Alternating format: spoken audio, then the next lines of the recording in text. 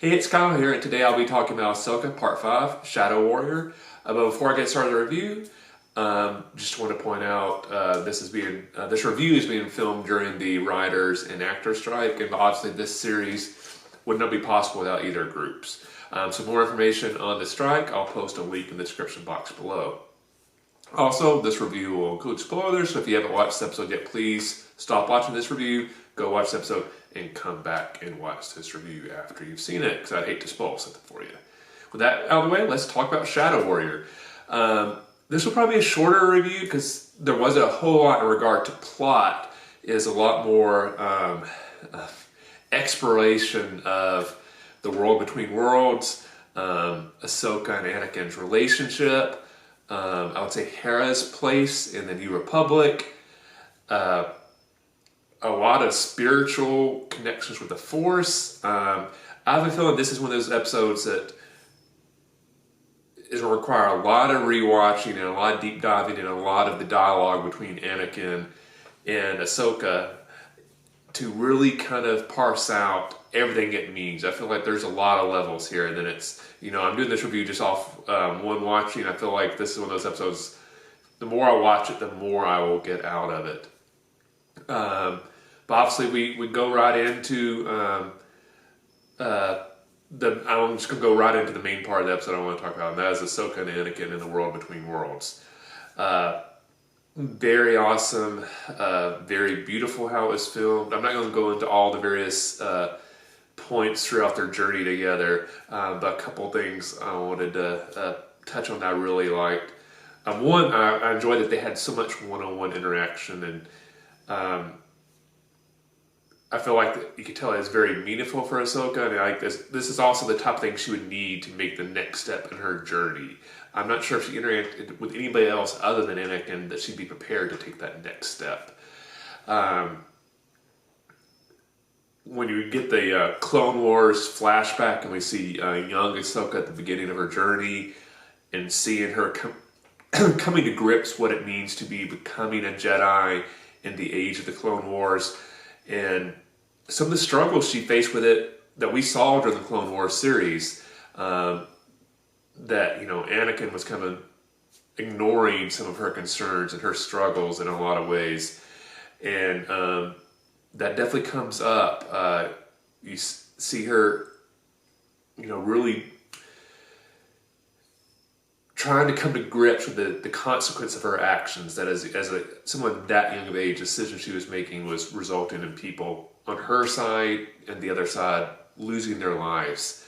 And Anakin being very cavalier about it. And I think Ahsoka's still kind of trying to come to grips with that. I think that's why she's kind of hesitant to maybe take the next step that she needs to, because I think she's afraid it will result in more people being hurt. I think Anakin's really trying to help her, guide her through this. Is like, you need to take that risk, but at the same time, don't lose who you are the way that Anakin lost who he was during his journey through the Clone Wars. One part I really wanted to focus on that I really loved in their interaction is when we get to the Siege of Mandalore. I would say there is about a 10-second period where I was going like, oh my God, are we going to see Maul? Which is something I hadn't really considered in seeing in this series. But when we kind of saw, and it took me a couple of seconds, like, oh, we're on Mandalore. I think this is the Siege of Mandalore, and then they confirm it. I was like, oh, is Maul going to pop up? How amazingly awesome is this going to be? He did it, but it got my hopes up for a second. It basically made me realize I wanted something I didn't know I wanted.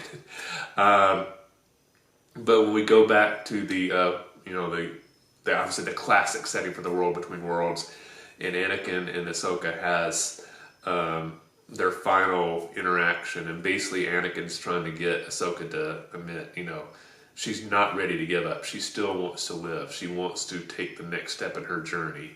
It was a very powerful movement, and like I said, I'm going to rewatch this a few times because I really want to get more in depth in the dialogue between those two and explore everything that was said and what it ties back to. It's definitely, I think it will be one of the more philosophical episodes of a Star Wars TV series in live action that we've ever had.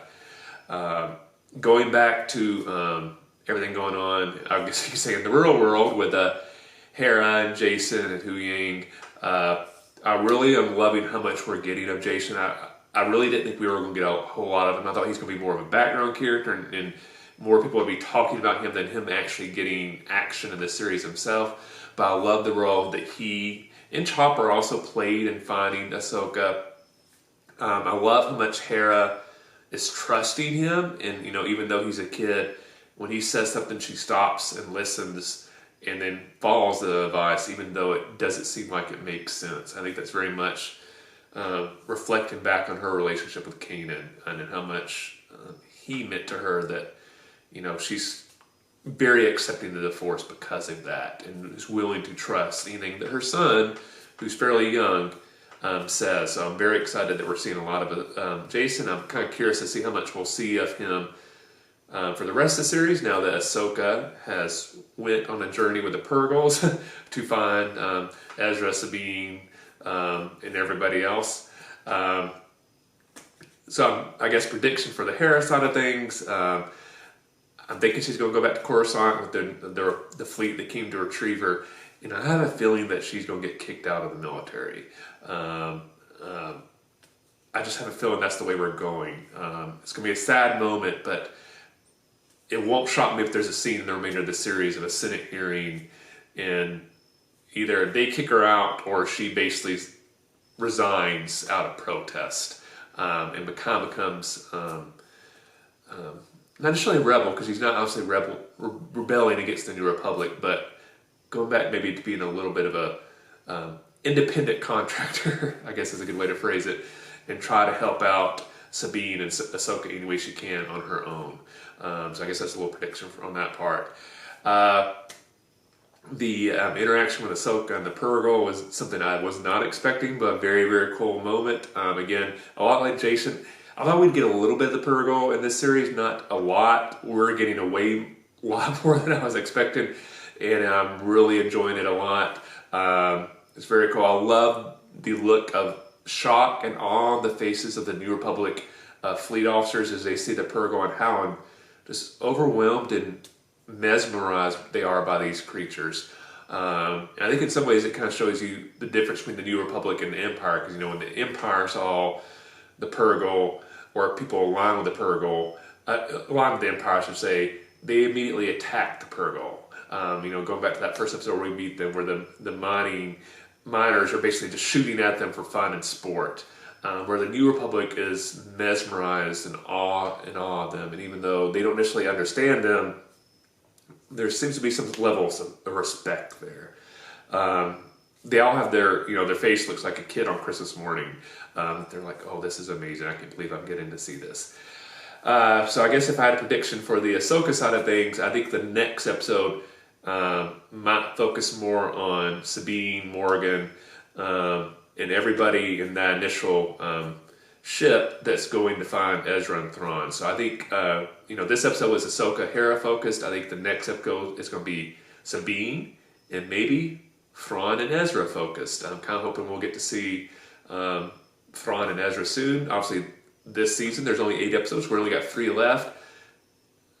I would like to see as much of Thrawn and Ezra as possible, so I'm hoping we get them in the next episode, so we get a few episodes with them, not just like them coming in episode 7 or 8, and we just get a little bit of them. But I think this was kind of more of a transition episode for the series to kind of get Ahsoka ready to make this journey, and also maybe to begin to transition Hera out of the New Republic military. Hope I'm wrong with that. I would love if Hera could stay a part of it, but I have a feeling that's the way it's going. So, really enjoyed this episode a lot. Like I said, I think it's going to take a lot of rewatches to get the full meaning behind it.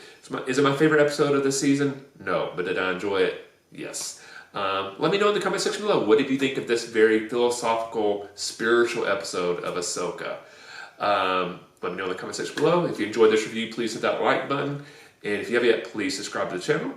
Thanks for watching. I'll see you the next time, and may the Force be with you.